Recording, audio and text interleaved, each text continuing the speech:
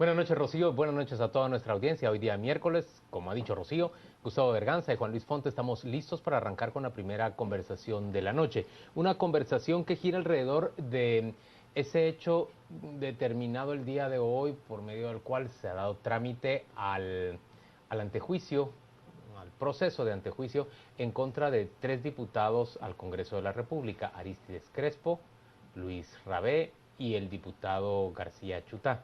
Se trata de los 3, 2 fueron presidentes del organismo legislativo y el caso por el que se les persigue se refiere a la contratación anómala de plazas en el Congreso de la República, un asunto del cual hemos hablado largo y tendido aquí en A las 8:45, pero ahora hemos invitado a los diputados Juan Ramón Lau del partido Todos y a Fernando Linares del Partido de Avanzada Nacional para conversar respecto a cómo hacer para que esta historia no vuelva a repetirse. Realmente, ¿qué cambios de fondo se están produciendo dentro del legislativo para impedir que esto se siga repitiendo? Gracias por venir. Gustavo arranca con la primera pregunta. Bueno, hoy tenemos un correctivo, pero es un ex post facto. ¿Qué podemos hacer para que no vuelva a suceder esto en el Congreso, Fernando? Creo que va a suceder mucho menos. Primero hay que verlo en perspectiva. No son todos los diputados, es menos del 1%. Y es más, esta legislatura que arrancó el 14 de enero, la mitad de los diputados son nuevos. Y todos vamos a poner las barbas en remojo con lo que está pasando. ¿Por qué? Porque ahora muchos de los que estuvieron en legislaturas pasadas están con la camisa levantada, sabe que les pueden tocar a ellos. Eso tiene un enorme efecto disuasivo, pero además hay un remedio legal. Pasó la nueva ley del organismo legislativo, que la tengo aquí, y esta ya trae limitaciones a la contratación de personal. Yo lo más que puedo tener son 3 asesores. Y luego 1 por cada presidente de comisión. Hay limitaciones muy drásticas en contratación de nuevo personal. Eso es una gran ayuda.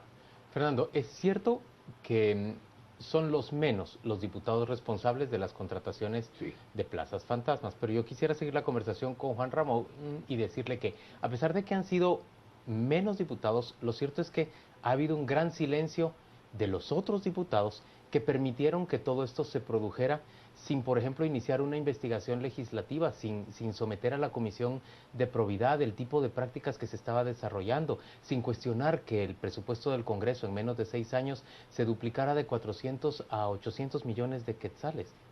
Sí, yo creo que muchos de los diputados, porque ellos mismos pues salían ganando, pues quedaban callados, ¿verdad? Hay muchos que aún están en el Congreso de la República y que creo que fueron cómplices de esta situación.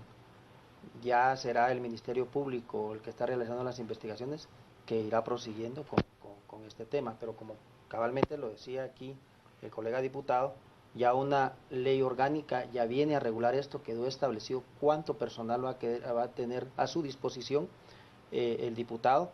Creo que sí hay personal supernumerario actualmente en el Congreso de la República, más en el renglón 011, que se les debería de reubicar para que su función sea efectiva, porque es mucho el personal que se volvió un botín político cada presidente del Congreso de la República que llegaba, porque ellos tenían carta abierta para nombrar al personal que ellos lo consideraran, claro, en contubernio con las juntas directivas, pero la responsabilidad del presidente. Ahora, recordamos en la anterior legislatura, por ejemplo, la famosa familia Barquín, que tenía por lo menos a 6 o 7 de sus integrantes en la planilla del Congreso. Es decir, ¿es factible que suceda de nuevo un caso de nepotismo semejante con la nueva legislación, Fernando? Sí, es posible, pero muy difícil, porque la ley no prohíbe taxativamente que no puedan echar parientes. Pero ahora la población está vigilándolo mucho más. Les cuento una anécdota. Yo estuve en el Congreso hace 25 años, tanto en la Constituyente como en el Congreso del tiempo del 90. En una legislatura. Con una legislatura en el tiempo de la UCN de Jorge Carpio. Y me acuerdo que en aquel tiempo había la mitad de diputados, pero 5 veces menos personal. O sea, la proporción es que ahora hubo una inflación tremenda de personal. Y muchas personas, lo que hacían muchos diputados es que no solamente contrataban gente, pero cuando se iba el diputado dejaban ahí al empleado y el empleado se volvía permanente. Y entonces se enraiza, se vuelve un 011 y se vuelve inamovible. Eso ya no se puede hacer porque la ley dijimos que los diputados no pueden contratar personal permanente, sino que tienen que utilizar el que ya existe en el Congreso. Entonces, todos esos candados ayudan a que esto no vuelva a suceder. Señores, pero una cosa son los candados. Otra cosa es también que el propio legislativo, los integrantes del legislativo, estén dispuestos a investigar a sus pares y a mantener una vigilancia permanente o, por ejemplo, a decretar un código de ética parlamentaria. En este momento hay un grupo de diputados viajando por Taiwán. Hace apenas un par de semanas, otro grupo de diputados viajaba también por Taiwán y por Corea. ¿Existe normativa de parte de los diputados respecto de qué es apropiado y qué no es apropiado recibir de parte de un parlamentario, por ejemplo, de empresas o de otros gobiernos, otras naciones que quieren obsequiar a los diputados? ¿No existe un código que regule todas estas cosas? Hay una ley contra la corrupción que dice que todos los funcionarios públicos no pueden recibir ni un centavo y lo regula muy estrictamente, pero no están incluidos los dignatarios de la nación. Y en efecto sabemos que en el pasado, sobre todo, muchas empresas se compraban favores legislativos, es más, se sabía quiénes eran, y más que todo era para tener monopolios. Por ejemplo, los importadores de motos o de carros no querían que entraran carros y motos rodadas. ¿Por qué? Porque era una competencia, según ellos, ilegal. ¿No? Se les ponía más impuestos. Todo el mundo quiere un monopolio. Y una de las fuentes, de las llaves de ese monopolio, desgraciadamente, es el Congreso de la República. Pero ahora hay mucho más vigilancia. Miren, yo me acuerdo del palco de prensa en el 90. Había 4 gatos. Ahora el palco de prensa hay hacinamiento. No se da abasto. No se da abasto. Está peor que Mariscal Zavala. Entonces, esa vigilancia ayuda, porque no se puede mover un dedo en el Congreso, sino que a menos que un periodista lo vea y lo reporte.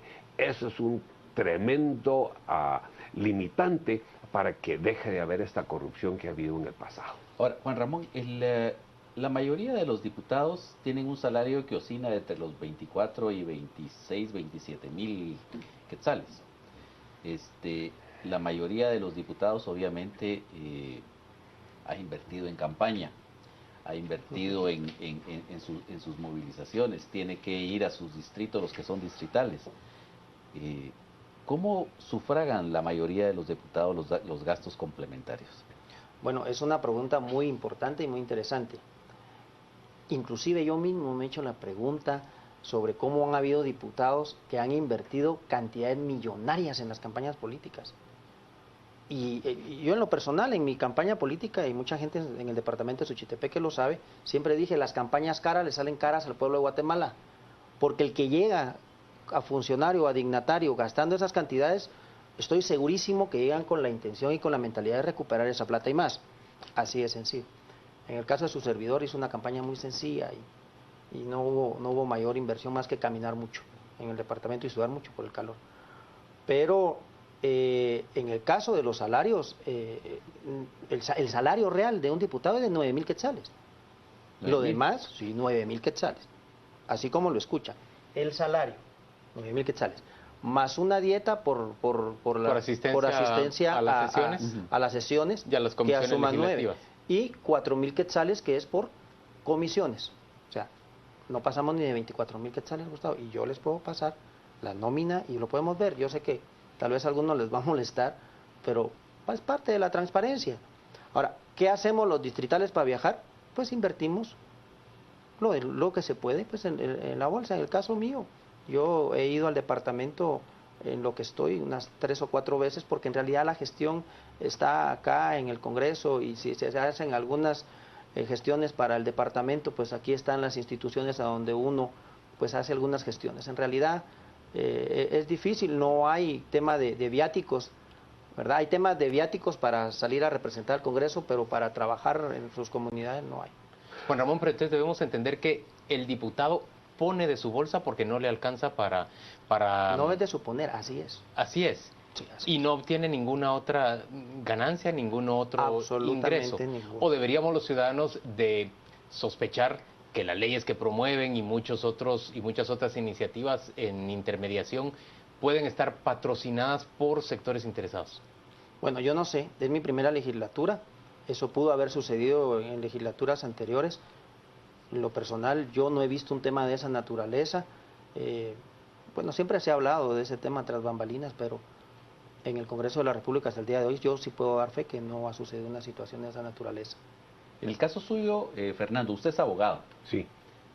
¿No hay conflicto de interés entre mantener abierto su bufete y a la vez ejercer la función legislativa? No hay conflicto de interés legal. Sin embargo, yo he dejado ya de comparecer en vistas públicas en la Corte de Constitucionalidad, en la Corte Suprema, porque se puede ver mal que estoy influenciando.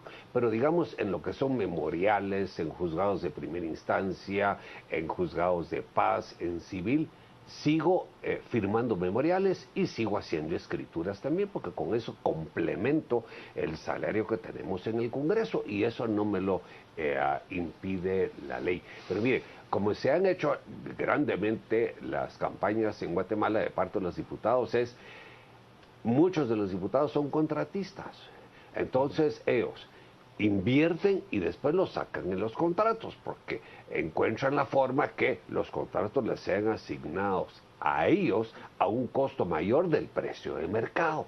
Y así es como logran compensarse de la inversión. Por eso un montón de contratistas que lo son a través de testaferros quieren llegar a ser diputados para mantener ese flujo de dinero con todas las obras de infraestructura de comunicaciones que se hacen. Eso es cierto, Fernando. Y es cierto que hay instituciones en Guatemala que deberían vigilar que tal cosa no ocurra.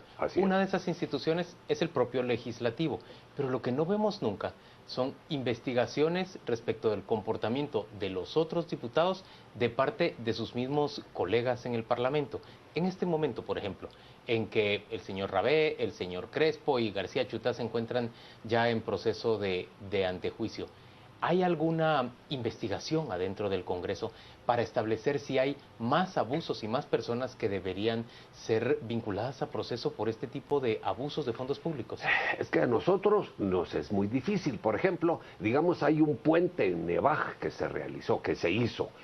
¿Cómo sé yo si ese puente que costó 1 millón de quetzales debió haber costado 500,000? Yo tendría que ir a vigilarlo, yo tendría que ser solicitando hacer un peritaje técnico. física. Sí, pero eso no nos corresponde al Congreso. Y a los diputados del Quiché, ¿no les correspondería cerciorarse de que esos fondos para su departamento se manejen apropiadamente? Yo diría que sí, a los diputados departamentales, pero ahí se tienen que asociar con otras entidades públicas, como sería el Ministerio Público y la Contraloría General de Cuentas, y que hagan auditoría física y que vean que ese puente cuántos sacos de cemento usó, cuántas varillas de metal, y sacar una contabilidad para ver si está de acuerdo con los costos de mercado o no. Eso casi nunca se ha hecho y se puede hacer perfectamente bien. Señores, vamos a hacer una pausa comercial en este momento y vamos a invitar a nuestros televidentes a que hagan llegar sus preguntas por medio de las redes sociales, por Twitter y por Facebook.